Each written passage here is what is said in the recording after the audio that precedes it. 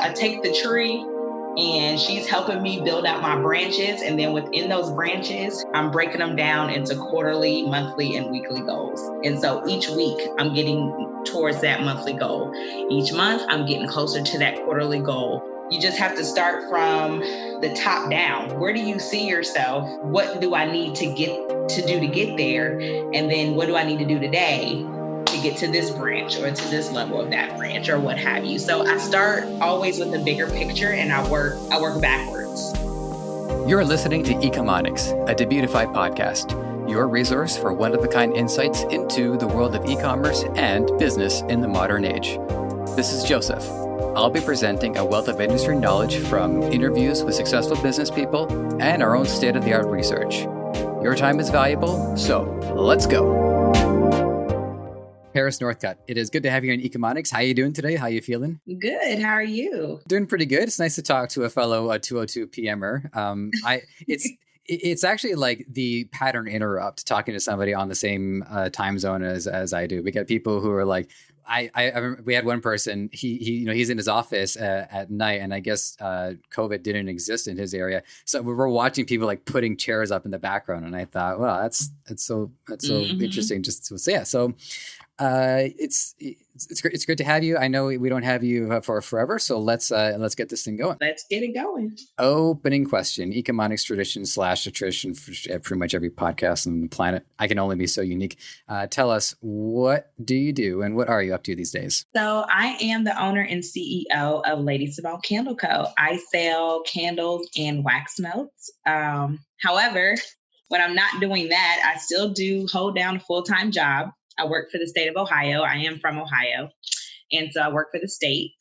I'm a mom of an awesome 3-year-old, and I have been with my hubby for 5 years. We actually just celebrated 5 years. Congrats. So I am working and making candles and chasing a toddler and all that good potty training, all that good stuff while still, selling candles and trying to empower people with my business. I am definitely going to ask you about your energy levels and how you're able to balance all this. Because I honestly, I didn't know that you were working full time. Mm-hmm. I knew that you had other priorities and other responsibilities, but I didn't realize that you were really doing all of that. So that is chamber. That one's going to be ready to go. But so usually when I'm doing my digging on I'm so close to saying customers. I don't know why. On my guests. Yeah. I always want to decide, okay, how important is the person's backstory to the conversation? Sometimes it's like, if it comes up, cool. Sometimes it's very important. And in this case, it seems to be significantly important. And for the reason is that, a lot of people, when they get into business, it's because they want to solve problems for others. And really some of the most, I would say, genuine businesses start with the person's ability to solve the problem for themselves. And what comes from that is a way to market the product and market the brand in really, it doesn't get any more genuine than that. So tell us about the journey that this business took you on. So 3 years ago, after having our son, I went through a period of postpartum. That's pretty common for moms, first, new moms. But mine was a little bit more on the other side of the postpartum spectrum. So you have like postpartum depression, which we all know is a very, very serious issue. And then on the other side of the spectrum where I fell is where moms battle postpartum anxiety. And I already deal with a level of anxiety just as Paris. And so after having my son, it took my anxiety levels to a very, very extreme measure, to the point where it was impacting my daily functions. So, going back to work and trying to get back to regular life was very, very challenging for me. And so my doctor encouraged me to seek some type of self-controlled activity, because anxiety stems from feeling like you don't have control. You're worrying a lot. And if it becomes very excessive, that's when it hits that disease of the mental health error. And so I already love candles. I started exercising again. I started doing some walking, and just doing some like things like that. But then I was on the internet, literally just scrolling. I'm like, you know what? I said, I think I'm gonna buy a candle making kit, like literally just random. And I was just like, that would be fun. Like I give Bath and Body Works my money, and I love Bath and Body Works candles. So I'm like, I always wondered how to make candles, and so I purchased a kit and I have not looked back. Not trying to sound cheesy, but I literally haven't looked back. It has actually making the candles is it's a very, very intentional process. And so in that process of learning how to make candles and things like that, I was just reminded of how intentional my life still is here on earth. I have a son, I have an awesome husband, I have a family, and I just believe my purpose is not finished here. And so literally in the process of that, I regained my strength, my mental strength, and I knew I had to get myself together mentally to raise my son. And I am now understanding that taking care of me is taking care of our son. And so that is what that journey was like for me. And now 3 years later, I am rocking and rolling with my candle business. Yeah, it's a curious dynamic, because if a person is too selfless, that can actually be an act of selfishness. And if Yes. and there's also an element of selfishness, which is actually an act of selflessness, by making sure that we are operating on full cylinders. That allows us to do the right amount, really, really be able to be there for others. Absolutely. I agree. I know when it comes to moms and you're a new mom and all this stuff, like you hear all the stories, you hear about mommy guilt, you hear about, you try to snag on to any type of mommy advice you can from seasoned mothers before you have your baby. It's just a natural thing. And so you do battle. And I still sometimes creep into that where I'm guilty for wanting some me time. And I really had to learn that it's healthy. It's not a negative. And I think we put a negative stigma on it because we're moms, we're nurturers, we're supposed to be the mommy bear and the lioness and everything. We're supposed to hold the whole house down.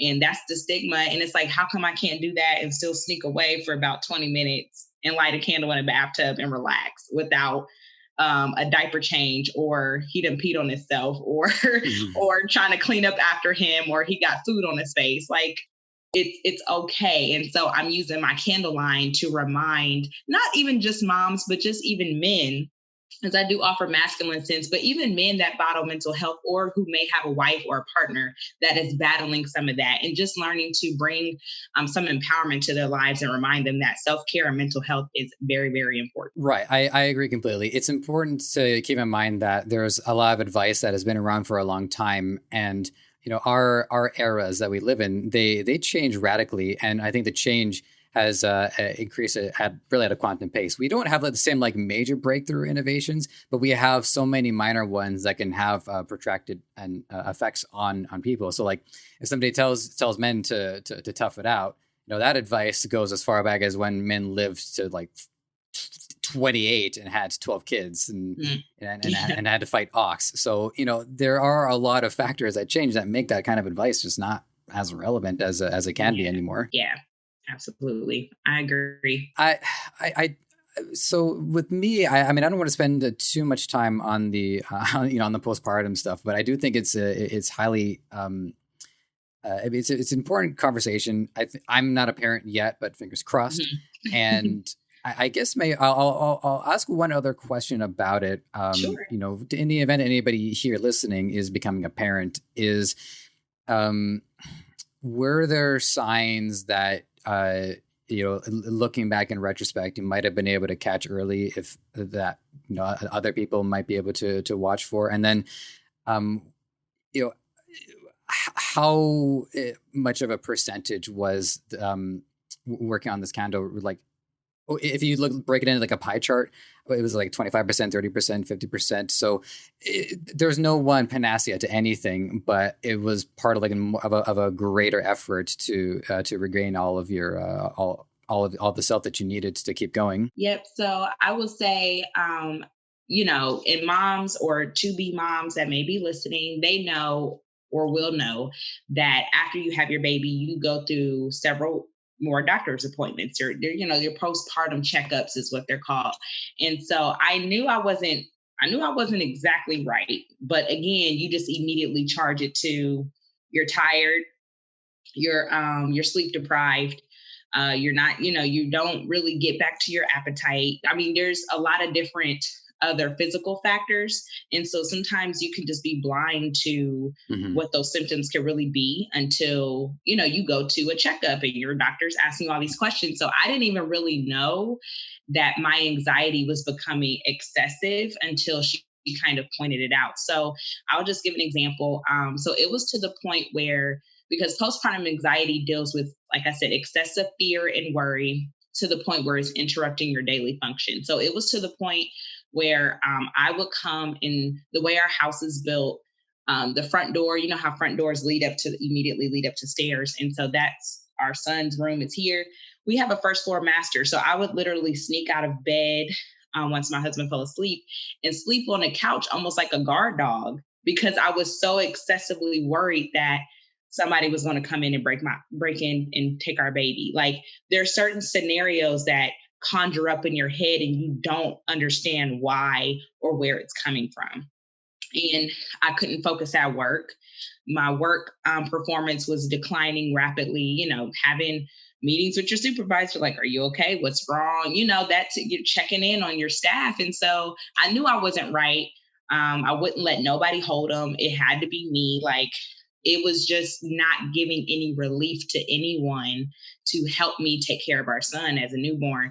And so I knew that wasn't normal, but until you hear it from a doctor's perspective, you're like, whoa, I am being quite excessive.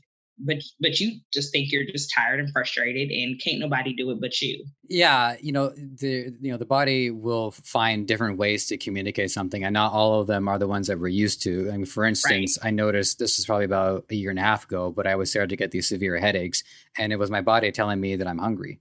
And Hmm. I'm like, well, hang on, I thought we had an agreement. Like, why are you doing this now? Yeah. Um, and then that's just another point too, just to speak to anxiety, just to kind of like compare and contrast how far this can take a person. Yeah. Is, my girlfriend and I, we try to do things together, and one of them is we like to play games, and by that I Okay. mean I play the game and she watches because Did it's she too watch? scary for her. I feel her on that. I'm Yeah, there. yeah. So I still do that. yeah, so we get into the Resident Evil series, and I don't know if that series has crossed your radar, but you're in a house and there's zombies around, and like I Yeah. was so anxious that I actually pushed a chair in front of the door just in case a zombie tries to break into the night. It gives me like an extra 10 seconds to react to it. Right. And as far as we know, zombies don't exist, at least not in the way they're portrayed. So, Right. so that's complete fiction, and yet it actually had like a significant impact on Yes. my mental Yeah. well-being for at least a couple of nights. Yeah, that's exactly what it does. Our body and mind can tend to play tricks on us. And because it's not, something that we're accustomed to feeling or thinking or dreaming or whatever causes that scenario to conjure up in your head, it's not something that you conjure up on a daily basis. So I'm your mind can play tricks on you in that way until somebody can like bring it to your attention, or you come to realization like that was a bit much, that was a bit extreme, or I'm going a little too far with this. Yeah. So I'm not saying that I had to return a certain bladed weapon to a pawn shop. I'm not saying that, but no, I still have my sword. Anyways, so, all right. So the energy question, I tabled it. I want to get to it. Sure. Earlier on, like, some of the early days of economics, I asked the mindset question more often. I kind of like, I got away from it for a while, but I think this is a really good time to ask it. So I'm going to frame this as like, your day to day. So, Hmm. and you're free to give us as much details as you think are relevant, and I mean like diet and time you go to sleep, how much sleep you're getting, stuff like that. So how are you finding, and I guess your candles as well, I Yeah. imagine are a significant help here. So on a week to week basis, how are you managing your energy levels as well as your priorities? So number one, literally, I typically have the same routine every day. So I get up at 5 to get to the gym by 6. So I do work out daily, which has helped extremely in terms of, I know it probably sounds counterintuitive, but working out can help your energy levels. I had to change my diet. I did. And I'm not trying to sound cliche, but the way I have, I battled even high blood pressure after having our son. So I had to change a lot of things about how I was eating and how often I was getting exercise, increase my water intake, start taking my vitamins. I take iron pills to replenish, my iron levels every month. So I work out every day at 6 a.m. I come home, work on the business. I clock in at 8, and I get with the state, you get 2 breaks and a lunch standard. So I work on I work on the business during my break. I work on the business during my lunch. And that could mean finalizing candles, putting labels on, running orders to the post office, packing orders. It could be any number of that. After we get our son from daycare, play with him for a little bit, and I may refocus and maybe do some more admin stuff for the business. So maybe work on scheduling content, anything that's business related. I fit it in pockets of my day. And then at night, once we put him down for bed, then it's hubby time. So I do fit, I work full time, but I fit my fitness early in the morning, and then I fit my business in throughout the day. And I do a lot of work on the weekends in terms of maybe restocking inventory or anything business related.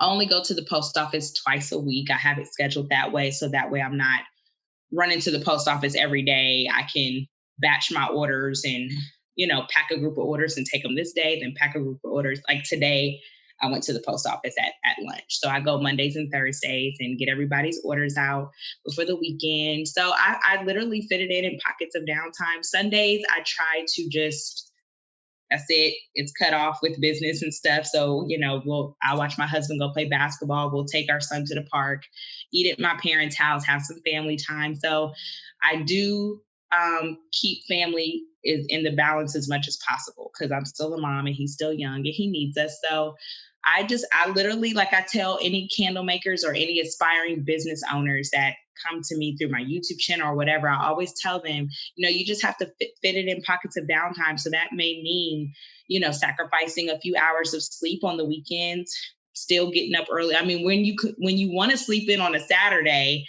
while you're running your business, maybe, for a few Saturdays, you may not be able to sleep in to get some more work done for your business. You just have to do what you got to do. So I fit it in around all of that. So one thing I would love to back you up on too is, because you were saying how, exercising might seem counterintuitive because it costs energy, but the methodology is the same as investing. You have to invest energy to make energy. And so you have to invest money to make money. That was a huge breakthrough for me. I saw that on a YouTube video as well. And so exercise really is that important. And I castigate myself for not doing enough of it, but this isn't about me. So the next question that I had ready for you was also, about, and you were like halfway through answering it too, which is, your methods for task management and goal setting. Yes. Hearing about your day to day, but I also want to know too about, weeks at a glance or a month to month, and like what degree of goal, how far into the future, your goals are set. Because I remember I read one of your interviews, and like by 2025, you want to see some pretty significant milestones. So I do plan week by week. So that's more on like content basis. So my Instagram, Facebook, and YouTube, I plan that weekly. I plan it monthly, and then I scale it down with the weekly task. So it's like I've already planned my YouTube content for June. So that's already done. And I record, I post a video once every week. So that's 4 videos a month, right? And so I try to batch record. I send it off to my editor, and I just have it scheduled on YouTube. So I think about what can I do in batches or do in segments that can free up the rest of my June.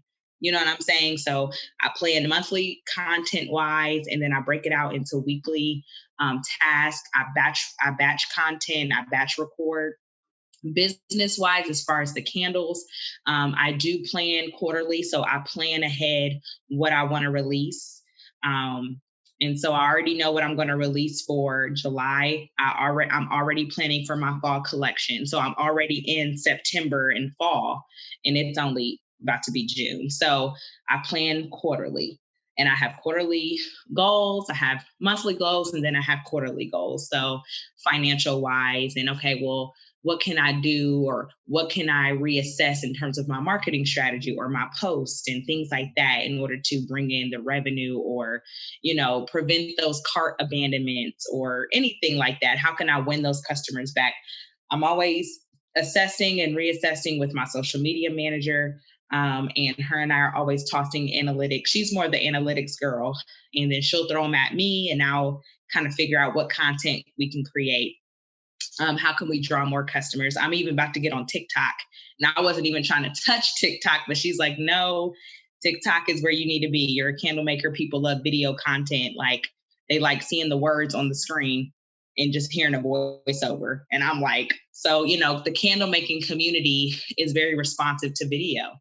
It's candle making. You're doing something. It's an action. So I'm constantly reassessing, and then I'm placing my goals in that monthly area or that weekly area or that quarterly area. See, I remember, because you were, earlier on, you were talking about, the anxiety that you have a long-term struggle with. And I have that. I have a great deal of anxiety too. According to my parents, is a superpower, but it is a superpower. I agree. Well, for me, I plan and get things took me together. A while to make peace with it. But yeah, like when I think about okay, I have goals for what I'm going to be doing when I'm 40, when I'm 50, when I'm 60. At some point I'm going to get revenge on all those people who bullied me. But, it's like I keep pushing that back for more realistic goals. So I have my daily journal. I'm always writing down, what does tomorrow look like? And then, once I fill those tasks, I start going back to the pages and be like, okay, here's the tasks I didn't do on Monday. I go through those, go back. Here's the things I didn't do on Sunday. I do the same thing. Yeah. I've had an agenda for the last 7 years, one each year. And it's made a significant difference. So anybody with anxiety, the more we look for ways to gain control, and just hearing how far ahead you've got this planned, it's what the superpower compels us to do, which is to say, let's get more control of this. We're already figuring out what we're going to do for fall, what we're going to do for December. I already have since planned. Now it's just, executing. And so, and I also mark on my calendar, when do I want to have the packaging ready? When do I want to have the labels designed? When do I want to start marketing? So then I can shoot it to my social media manager, and her and I can start batch content planning. You know what I mean? So she can just post and go. I already have the copy written out, and her and I, we do it on Slack. We communicate through Slack, and then, Google Docs, and we have our Google folders. And I'll drop it in there and say, okay, the TikTok, I did a TikTok this morning, and as soon as I'm done editing it and kind of cleaning it up a bit, I'm going to drop it in the folder, and she'll post it when she posts it. So, in terms of anxiety, that's how I cope, because I already deal with anxiety just as Paris anyway. Take the postpartum out of it. That heightened it. But now 3 years later, I had to find a means to deal with it just in my regular daily function, and having a planner and executing it, like you said, it gives us some feeling of control. And then I've had to learn, if I didn't get to that task today, I used to beat myself up hard, mentally, oh my gosh, I didn't check every single thing off my list and blah, blah, blah, blah, blah. And that used to just take my anxiety to another level. And I've had to learn that, every day is not going to go as planned. And that's a mental thing that you kind of have to, get over too. It's okay. You can get to the task tomorrow. Okay. Yeah. 4 p.m. rolls around, and I'm either feeling really good about how the day has gone, or not so much. Yeah. Yes, I agree with you. Okay. So, so next question that I want to ask is about, I would break them out into milestones as how your business is scaled. So if you can, break it down to chapters, that might be a helpful way to have a clear view of what was chapter 1 for when you wanted your candle business, started your candle business, and what milestones had crossed and up to the point that you are now. So I myself, I have to admit, I don't know exactly how many customers you're servicing on a month-to-month basis. So I do want to hear about that. I also want to hear about what plans you might be laying out depending on where you want to take your business from here. So, okay, yeah. So I launched my business back in May of 2020. And so even since May, I've checked, and actually there's some things that I didn't even have on my I want list. I want for my business by this date list. And things just kind of happened. When you start a business, sometimes you can't always foresee where you want to go yet. You know what I mean? Like you just start, okay, and hopefully people just start buying your candles. Like at first I didn't really have a game plan. I just wanted to launch and start getting my messaging out there. So one big milestone, which is going to take some time, but I would love to, my candle business eventually be one of the faces of, that postpartum community is, more specifically postpartum anxiety. I would love to, put my footprint more in the community and hopefully maybe, help contribute financially to those moms specifically for maybe mental health or some type of therapy or some type of, sessions that they can go to in Lady Simone Candle Co. can be either a scholarship or I can contribute in some way and pay for someone's therapy sessions or anything like that, are like my two biggest goals. So in order to get there, I've over this past year, I've been putting things in place. I've learned that I can't do everything. You wear every hat as a business owner, but eventually as your business begins to grow and scale, I've learned to move things off my plate. So within this year, I've reached several milestones that I'm super proud of. One is I've hired a bookkeeper. I was able to pay for a bookkeeper. I'm bringing in revenue to where I can pay for a bookkeeper. So I don't even have to have that on my plate. I can just meet with her monthly and quarterly. We go over my numbers and I move over money for taxes and keep it pushing. I've been blessed to have an editor, for my YouTube channel. And so we have a contract where he's trying to get his business started. So I'm actually kind of his client, and I'm using his services and I'm marketing and helping him promote while he's getting his business started. I now have a social media manager. So those three right there, I've already been able to expand my team. And I didn't think I would ever be able to do that, not within 1 year. I've also hired a business expansion coach. And so I'm currently in a coaching program to do exactly what you just asked me to do, grow and scale my different branches of business. So the milestone that I'm working on now is how can the Lady Simone Candle Co. tree expand into other branches. So I have the digital side of Lady Simone Candle Co. where I'm teaching candle makers and aspiring business owners start their candle business. And so they get a course. I mean, they can enroll in my coaching program. I do private coaching. I offer freebies and digital downloads, and then they have my YouTube channel. So that was another big milestone that I was almost kind of launched into. I didn't even think I would do it in my first year. And I'm already teaching others how to start their business. So it's very rewarding and things like that. I got my LLC. That was another big milestone. I was able to get that. I'm in the process of getting my business name trademarked. That's huge. So those are like those big ticket milestones and that I have been able to do within 1 year that I did not see myself doing. And so with all of these strategies and processes in place, now I am currently working with my business expansion coach on expanding my different branches of Lady Simone Candle Co. So I not just have my candle business, but I want to start speaking. Thanks to you, this is another podcast opportunity. I did another one a couple months ago.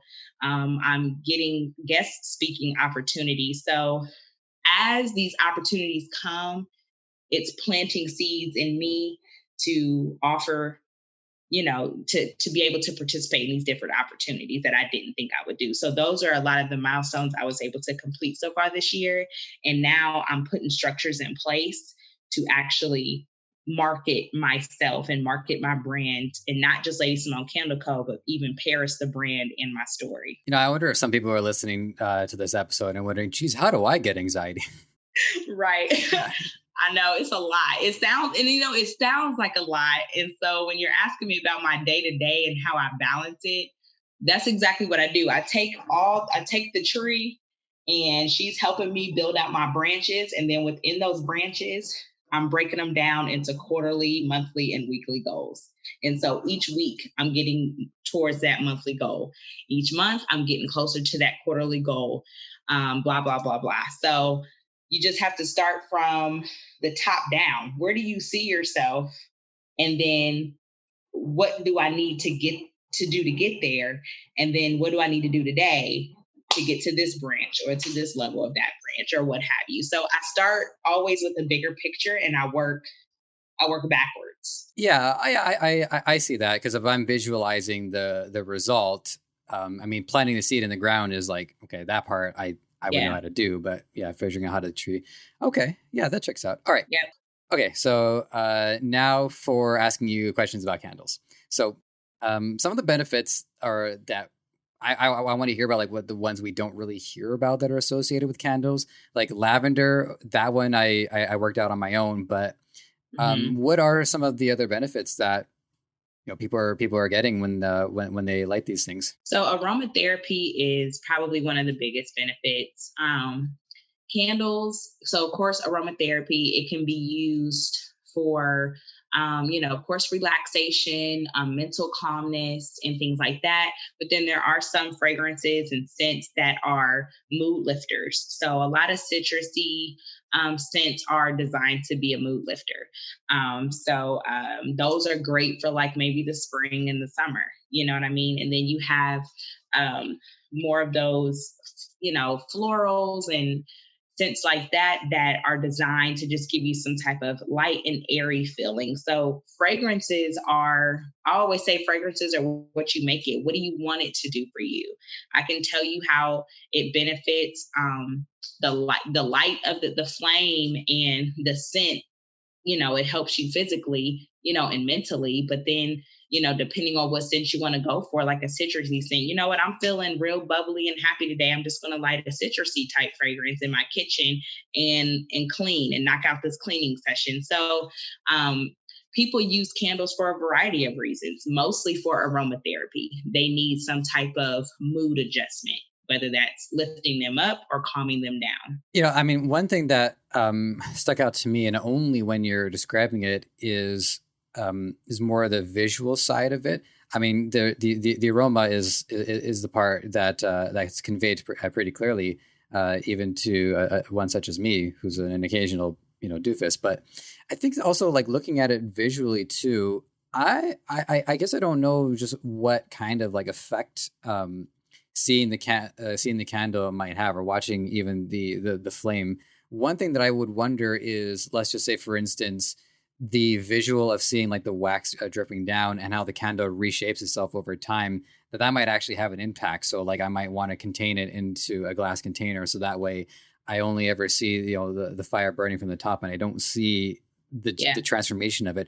I have to admit, I don't know if what I've just said has any verifiable fact, but on the visual side, what impact is it having on people? Well, I would say, I know from a visual, and I know this probably sounds counterintuitive, but it actually, again, and this all depends on what mood you're going through. But visually, it can actually stimulate things like memories. So I know candles stimulate memory for a lot of people. It could not just be the scent, but it can also just looking at it melt or looking at it transform could trigger a memory of, I remember when I was young in my grandmother's house, and she would burn pillar candles, and I remember how it would, melt and drip and, whatever. Candles can also stimulate, memory factors in your brain as well. So I mean, it does stimulate memory, and a lot of people use candles for that reason, because it gives them a level of comfort. Yeah, I mean, they are an attractive product by nature. They look good, and the colors are varied. But I guess I would say that it's the scent that's the principal selling point. Absolutely. The primary selling point. So that's got to be a challenge in the marketing side, because if I'm marketing clothing, trying it on is it helps, and not everybody has that luxury. But at least, I'm seeing it visually. I'm seeing it on a model. Yes. If skincare, I would say, you can see, I guess, the results of it. So some of this would have to do with the deep resonance that it has with the customers, which is like the question that I have chambered. But in the copywriting, what I saw was you weren't from the website, from the quiz that I had taken, is that it wasn't like it said, oh, you would like citrus or you would like lavender. It was the emotion that I wanted to go for. It was like, Yes. I got strength and I got driven. Yeah. And so, can you expand on that for us, and just like the marketing strategy you use to convey the effects of the candle? Sure. So again, my line, I market it to where it's designed to empower you. So literally every single fragrance that's offered on my website resonated with me in particular, and it triggered a different emotion for me at the time I was making it. So I literally researched the fragrance notes. I researched what they meant. And then based on the fragrance notes, it empowered me in some way. Like, for example, I think it is, is it confident? I think it's my Black Sea, where it's more of a masculine scent, but the way the type of fragrance notes that it has, it reminded, or it empowered me or reminded me of kind of the struggles that I've been through in my life, and how, when you're climbing, I don't know if you've ever been rock climbing or climb or hike to a waterfall. I've been hiking. I've, done things like that. I've climbed the Grand, I went to the Cayman Island, Jamaica, and I've climbed and had fun, but it was such a struggle getting to the final result. It was such a struggle getting to that final beauty of the waterfall, or that final beauty of wherever you were trying to climb and hike to. And so that particular scent and those fragrance notes reminded me that despite my struggles and despite what I've been through in my life, there's still a beautiful result here. I still have a purpose here on this earth. So literally those specific fragrance reminded me and stimulated a reminder for me. And that's exactly how I have categorized each scent. So that way, when someone takes the quiz, I am trying to trigger a mood. I'm trying to alter or uplift or empower your mood in some way. So that way, when you burn it and take it home, it also comes with an affirmation card. And so I break down what those scents mean, and how it's designed to empower you when you light it.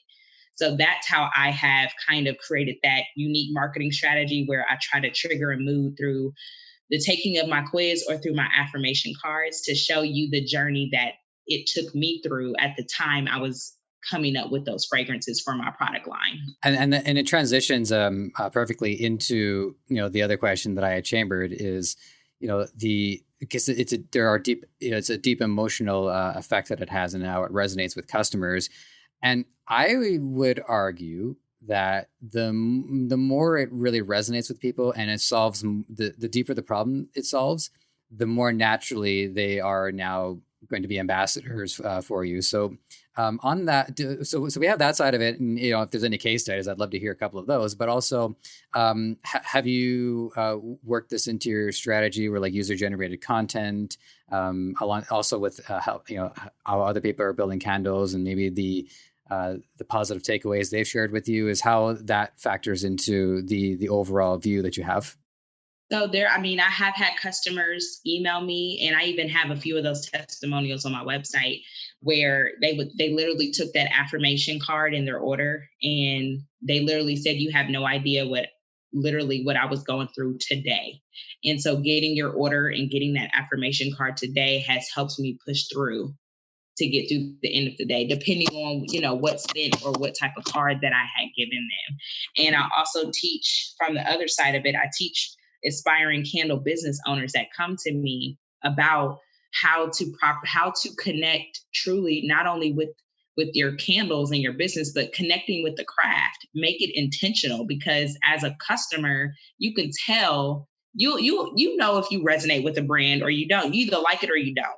So I use Dove body wash, but what makes Dove special for me versus Dial or versus Ivory soap, right? So there's something about Dove and their packaging and maybe their commercials or what have you that has intrigued me to want to use it. to moisturize my skin and make me feel fresh and, whatever. And so I teach candle makers also, you have to figure out how to plug into your customers' problem. So our problem is we have to wash our bodies every day to stay clean, right? And so body wash companies specialize in that. They're solving that issue. But now let's go deeper. Is it moisturizing or is it drying out my skin? So Dove is more moisturizing for me versus Dio and Ivory. Now let's go a little deeper. Does it smell good? Do I like this scent? How do I feel after I put lotion on? Should I also buy their moisturizing cream to go with it? Like, you have to figure out where to solve the customer's problem instead of just, hey, I started a candle business. Now can you buy them?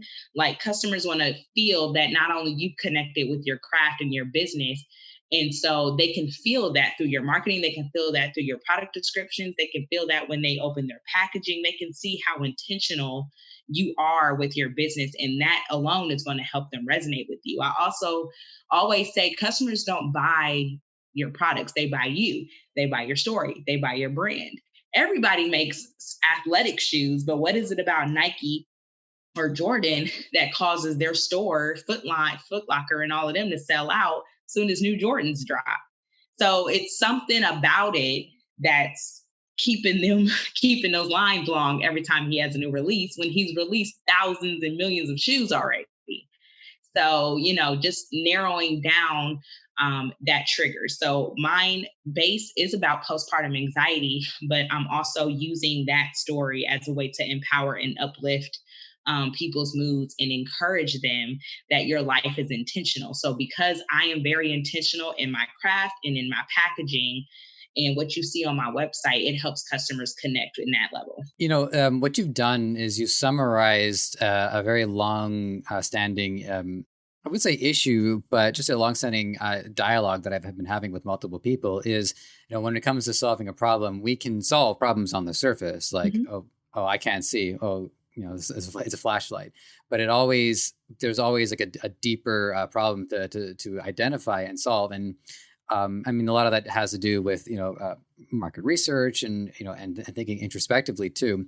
Would you agree or disagree that once you get to the emotional core of somebody, is that about as deep as it gets? Or have you found maybe there's like something even deeper on like a subatomic or a quantum level that is also, okay, I exaggerated with that particular terminology, but the point is, it sounds to me like, the emotionality is about as deep as it gets. I would say, because everything is drawn from an emotion. If you think about it, you're hungry, you feel hungry by probably reacting grumpy or sluggish or just not in the mood to talk because you're hungry. If you're sleepy, same thing. You may come off a little grumpy or, maybe not as talkative as you normally are because you're sleepy. If you're excited, it's going to show in your tone and in your facial expression. So when it comes to resonating with a mom that's battled postpartum or someone that is just looking for an encouraging word, all of that stems from an emotion, whether it was something triggered from their past or something that they may have gone through and, buying my candle or seeing my Instagram post or reading the product description has kind of uplifted them in a way.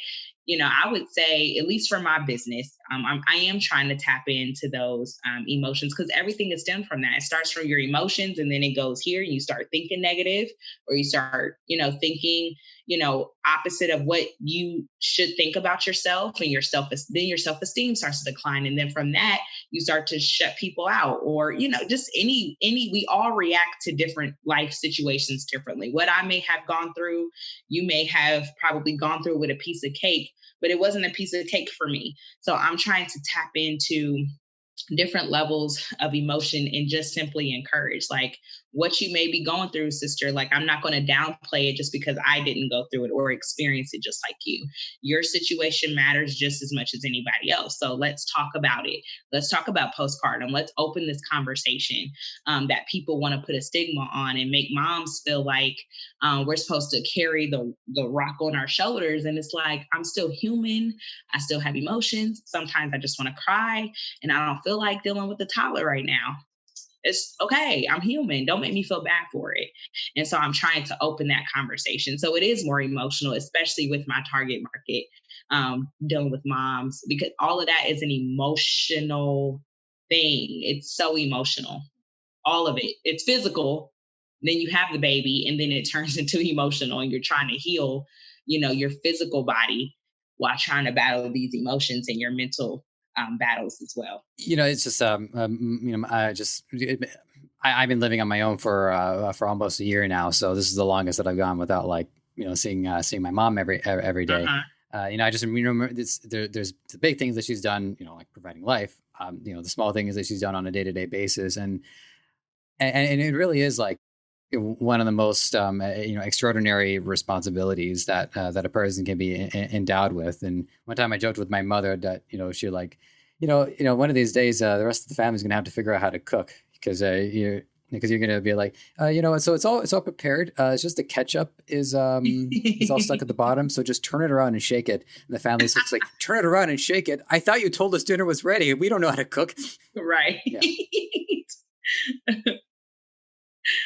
That is so true. Moms are special, very, very special.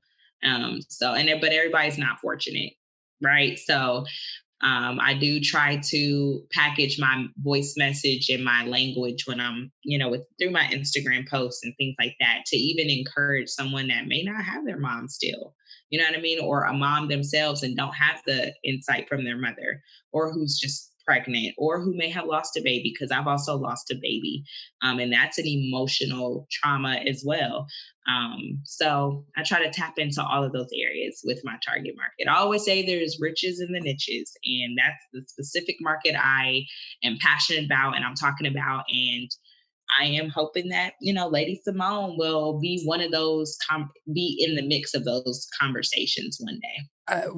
The internet is known to connect people a great deal, but it also has the ability to punish people for exposing their vulnerability. So in your community, you really want to create a safe haven for people to share what are these these deep issues. So I guess it's like a brass tacks kind of question, like, is it a Facebook community page, or people emailing you and you can, you're hearing their stories? How are your customers reaching out to you? All sorts of ways: DMs, emails. Even though they're customers, not even interested in making a candle, they'll pop over to my channel just to watch. And so all sorts of ways. Yeah. DMs, email, Facebook Messenger. So I talk to my customer. They hit me up, I'm gonna talk to them. I don't care what medium it is. They supported my business that's still trying to grow and get its name out there. So I'm gonna absolutely take time out to respond. And of course, my emails are a little bit more professional. I have Lady Simone Candle Co. will get back to you in 24 to 48 hours. I have the professional piece on the email, but if they're just hitting me up real casual in DM, I'm going to talk to them casual in a DM and just be completely myself and just, chit chat with them. So I love talking to my customers. I love talking to even candle makers who have become customers. I have a lot of candle makers and subscribers that have become customers, to the point where, my YouTube subscribers, they have a special code that they can use to get a discount just because they subscribed. So I've made it a family as much as possible. My email list, I nurture my email subscribers as well, and kind of nurture them a little bit. And I'm always posting on Instagram and Facebook. So they're more than welcome to talk to me any kind of way. I will talk to them. They support, I'm going to talk. Yeah, as I'm hearing this, it's reminding me of, there's another like long-standing dialogue that I've been having. I have issues with when it comes to like the way certain things are characterized. So, for instance, as a podcaster, fundamentally what I'm doing is radio or broadcast. Yeah. And so, if I told somebody that I do radio, they're like, "Oh, wow, radio! Well, that's prestigious." If I told them I do podcast, I have to follow up by saying, "By the way, I'm paid for this," because there's preconceived notions about the different terms, and one has more of a legacy to it. And earlier today, I was trying to think of what was another one, and I blanked it then, and I'm still blanking, so I'm just going to move on and hope that one example was enough. But when you're describing this, and to me, it almost seems like even the term business at times doesn't fully characterize what is really going on here. What's really going on here, if you can think of a better term, feel free. But to me, the term that I would go with is mission. what is your objective? What is your goal? That to me is the underlying force that really drives somebody to do what they're doing, such as yourself. I will say mission is accurate. On paper, I'm a business owner, right? I own a business. To the IRS and to the state of Ohio, I own a business because they want their tax money. But on a deeper scale, it's definitely more of a mission, because I just told you what my mission was. I would love my business to be in that conversation. I would love Lady Simone Candle Co. to reach a financial point where I can literally offer scholarships or some type of monetary supplement to those moms who may need, I don't care what maybe they just need, I don't know, 10 packs of diapers. I don't care. I would love to be some part of that footprint where I can help and supply maybe baby products or supplies, or pay towards a therapy session or a support group, or pay their way to attend some type of peer session, or anything like that.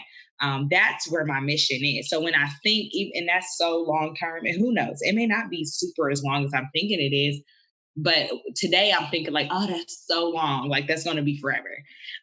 But that's the ultimate mission. And you remember I was talking about how I always work backwards. So what do I need to do to achieve that mission? So then it gets into the business side, right? Okay, so let's look at my numbers. Let's look at the analytics. What do I need to change about my marketing strategy? Who do I need to target more? Do I need to start interacting with and networking more with other bigger companies? I would love to have sponsorships and be in that mix with mommy sponsorships and use my business as a platform. I have so many things up here, Joe. And so it's like, how do I work to get it? So yes, it is absolutely a mission. I'm business on paper. I handle my business. I don't play about my business. I handle it. But ultimately, it's the mission is where I keep my eyes on. Right. So, yeah, I agree with that. I like that. I like the mission word. I appreciate that, and I hope our audience understands that as well. Is to really think about what mission, and I think for a lot of us, they're probably already on a mission, and it hasn't been arranged in our minds in a way that says, oh, well, you know what, we can actually start a business. Yeah. The mission raises upwards into the tree. So, okay, I did look at the website. I'd never seen so there were the candles, and there was another product called the wax melt. I just kind of want to know what those are, because I've never seen those. So wax melts are pretty much a flameless version of the candle. Okay. I offered that product because there's a lot of people that love candles, but they're either scared to burn them, or they maybe had an accident. That's why you have insurance as a business owner. But they may have had an accident, or they want some other way to experience aroma without lighting a flame. Yeah. Understandable. I'm not offended. So what you do as a business owner, what can I do so they can still be a customer, but not buy candles? Yeah. I'm Italian, so every part of me is a liability when it comes to open flames. So literally, that's what it is. It's a flameless, and they're little cubes. It comes in that pack that you see on the website. When you open the shell, the mold, I should say, there's 6 cubes. And you literally break off the cube, and you can even Google what I mean, but they're called wax warmers or tart warmers, and you can buy them anywhere, Amazon, wherever, Target. And so you plug it in, and literally you stick 1 or 2 cubes on the plate, and literally the plate heats up and it warms up and it melts. And when it melts, it releases the aroma. And so that's another way to enjoy aromatherapy or just aromas. And even the little plugins, like those Glade plugins or something like that. Yeah. They even make where they're like plugins, but with a plate, and you can stick your 1 tart on there, and literally the plate will warm up from being plugged in, and it melts. So it's almost like a Glade plugin, but it's with your wax melt on there. So they're very convenient. People love them because, again, it prevents them from having flames. Maybe, they probably have kids, and just depending on how their house is built, it's probably just easier to have something flameless versus with the candle lit. Some people forget to blow out their candles. Accidents happen, so people prefer a tart or a melt because it's more safe. It can be more safe if the dog or your toddler don't get to it and try to put it in their mouth. So you still have to be careful with your lower people living in your home, but still, it's a great way to enjoy fragrance, but without. Right. I mean, all things can be unsafe with the right motivation. Right. So I always tell people, be careful, even with wax melts. I get a lot of questions like, well, there's no flame, so what do I need to worry about? There's still things you got to be careful of. It's still hot wax. You can still burn yourself if you're not careful. So just, still take precaution, but it's just as enjoyable and it releases just as much of aroma as a candle would. So, yep. Well, with that, the clock is a ticking. I got to get you on out of here. So the final question. It's been an hour? I'm not pathological. Anyways, it's been 57 minutes and 14 seconds. So wow. We had a great conversation. I didn't even realize.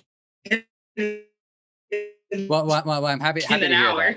If I have somebody's time on this program, I try my best to make it as worthwhile as it can be. So yes. I appreciate the positivity there. The final question for you is: you've given us like a lot of wisdom, so you're kind of off the hook. But if you have any like final words of wisdom or like a Chinese proverb you really like, stuff along those lines, you're welcome to share it. And then let the audience know how they can find your product and find your course as well, in case they're curious about trying this themselves. Okay, so you can follow. My website is ladysimoncandleco.com. I'm also Lady Simone Candleco on YouTube. If you're interested in more of my digital products and my course and my coaching, that is all of that information is also in the description box of my YouTube channel, but it's Lady C's Digital HQ. So LADYCS. And then Digital HQ. So that is my digital hub for candle makers and lovers alike. And if I can offer any other tips, I'll do to take care of you. Taking care of you is taking care of your baby. And then a business tip, understand that people don't buy your products, they buy you. So make sure you frame your branding and your messaging to resonate with the customers you want to target. Well, Paris, it's been great to meet you. Great to have this conversation. And doors always open. So give yourself a couple quarters. And I'm looking forward to seeing where you go from here. Thank you so much for the opportunity. I appreciate it. This was amazing, and I enjoyed talking to you as well. And to our audience, as always, it means a great deal to be able to collect this information, disseminate it in a way that even a moron like me can understand, and give it all to all of you. So with that, take care, and we will check in soon. And they're using large science vocabulary, academic vocabulary, not just... Hey, this is Joseph from Ecomonics. Just wanted to thank you for being here and for giving this content your time and attention. I hope you learned something. I can say with certainty, I have learned something with every episode that I have done, and I don't see that changing anytime soon. There's a couple things you can do to help us out.